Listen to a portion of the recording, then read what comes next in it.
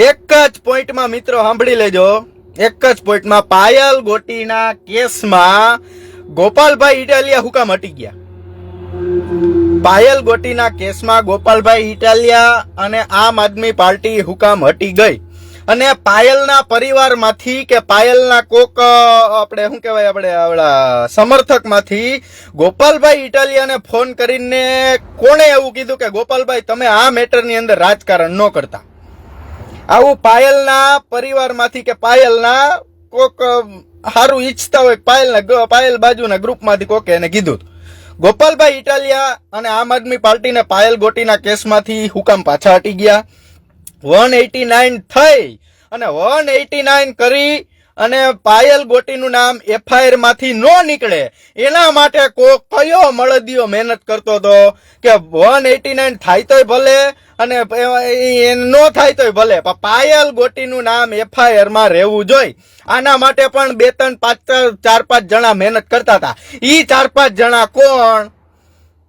અને પાયલ ગોટી પાસે original letter હતો, પાયલ ગોટી પાસે ઓરિજિનલ સહી સિક્કા વાળો લેટર હતો. ઈ સહી સિક્કા વાળો લેટર ઓરિજિનલ લેટર કાઢી અને ડુપ્લિકેટ લેટર એમાં વચ્ચે ફસાવનારું કોણ? આ મળતિયા ગોતિયાઓ. બીજા કોઈ રાજકારણ કરોમાં પાયલ ગોટીને કોંગ્રેસ વાળા એટલી હાઈજેક કરી લીધી, રેકોર્ડિંગ મોકલું, મળવાય નથી દેતા. વિજયભાઈ પેલા જાણો પછી બોલો.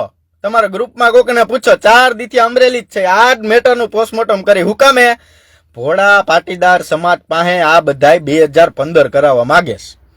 હું આમાં બાબત કઈક અલગ છે અને પ્રસ્થાપિત કઈક અલગ કરવા માંગે છે. એટલે લાંબો વિડીયો આપણે કરવો નથી. ગામ આપને જી કે જી સમજે. પાયલ આટલું મિત્રો વિચારજો એટલે આખો કેસ તમને ખબર પડી જાય. પાયલ ગોટી હજી એફઆઈઆર માં મનીષ વગાસિયાનો બચાવટ કરે છે.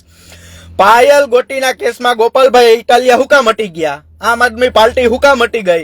પાયલ ગોટીનું નામ 189 માં એફઆઈઆર માંથી હુકામ નો નીકળ્યું અને એ કોણે કાઢવા દીધું નહીં. આ મળતિયાઓને ગોતવાની જરૂર છે. આ મળતિયા જીતુ જાદુગરો અમારા સકંજામાં તો છે જ, પણ આજ દીકરીને ન્યાય દેવરાવાજી પાર્ટીનો લોગો મારીને પાર્ટીના નામે ચરી ખારવા વાળા આવ્યા છે ને એના મોઢે બોલાવું.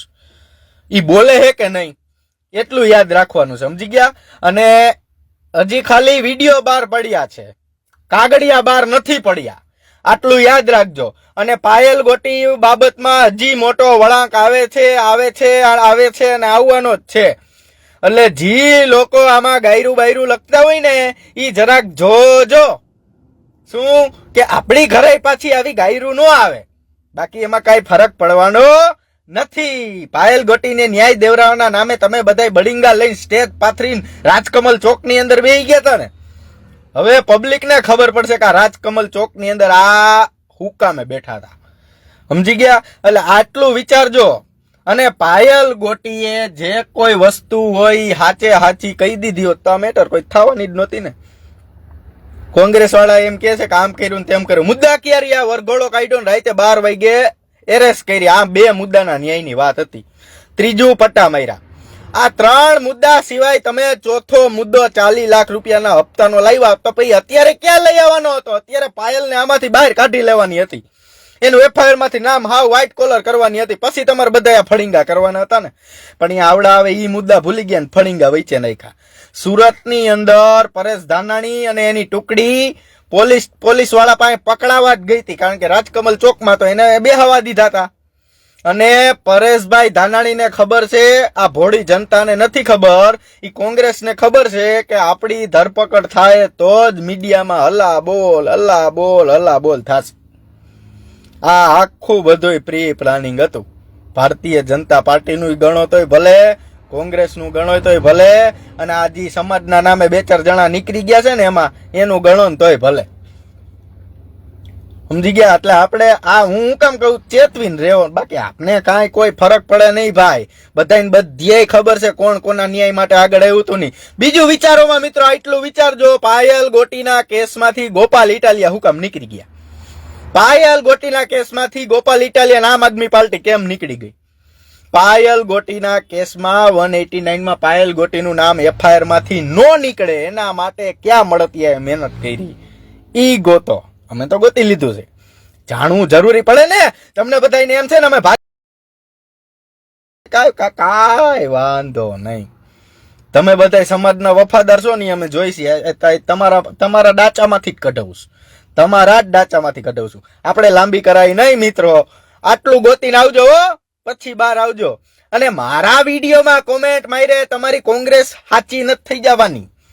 મારા વિડીયોમાં કોમેન્ટ મારે પાયલ ગોટીને ન્યાય મળી જવાનો નથી કે કૌશિક વેકરિયાને ધોકા નથી પડી જવાના. અહીંયા તો મને અમારા પાસે માહિતી આવે, અમને સાચું લાગે અને અમને દેખાય એટલે અમે મૂકીએ. બસ આ અમારું કામ. ભાજપનું હોય તોય ભલે, કોંગ્રેસનું હોય તોય ભલે અને સમાજનું હોય તોય ભલે. જય જવાન. મુદ્દા ભૂલાય નહીં. ગોપાલ ઇટાલિયા આ કેસમાંથી હુકામ નીકળી ગયા. ગોપાલ ઇટાલિયા આમ આદમી પાર્ટી પાયલ ગોટીના કેસમાંથી કેમ નીકળી ગઈ આ વિચારજો ને આ જાણજો. અને ગોપાલ ઇટાલિયાને કોને ફોન કર્યો કે તમે આની અંદર કોઈ પ્રકારનું રાજકારણ કરતા નહીં? આવો ફોન ગોપાલને જ કેમ ગયો? બાકી કોઈને કેમ ન ગયો? નો જેનીબેન ઠુમરને ગયો, નો વીરજીભાઈ ઠુમરને ગયો, નો પ્રતાપભાઈ દુધાતને ગયો, નો પરેશભાઈ ધાનાણી નો ગયો. આ કોઈ ન ગયો, આને જ કેમ ગયો? અને 189 માં પાયલનું નામ FIR માં રે એના માટે કોણ મહેનત કરતું હતું એ નામ નીકળવા દીધું નથી. આટલી વસ્તુ યાદ રાખજો, પછી આગળ વધજો. બીજું ક્લાઇમેક્સ કાલે તમને આપું વ્યવસ્થિત. જય સરદાર.